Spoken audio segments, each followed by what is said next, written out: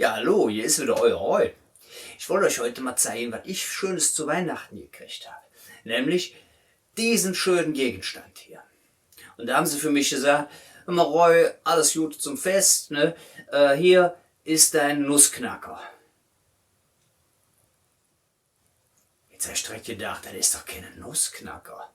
Was soll der denn knacken? Smarties oder was? Ne? Das kann nicht sein.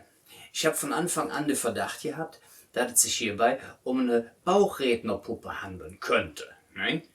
Und jetzt sind wir hier, um das zusammen rauszufinden. Man kann es nämlich ganz einfach machen. Wenn man wissen will, ob einer eine Bauchrednerpuppe ist, dann fragt man einfach. Ne? Und das machen wir jetzt. Hör mal, bist du eine Bauchrednerpuppe? Ja. Ach, siehst du, verdeckst, hatte ich recht. Ne? Hör mal, und wie heißt du? Harald. Harald? Ja. Schön. Hör mal, und Harald, hast du denn auch einen Lieblingsbuchstaben? Ja. Welcher ist das denn? A. Aha, schön. Mensch, das Eis ist gebrochen, die Bauchrednerpuppe ist am Start. Ja.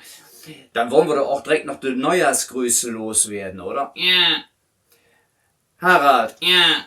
Wir wünschen allen einen guten Rutsch und ein frohes Neues. Ja. In diesem Sinne, euer Harald und euer Roy.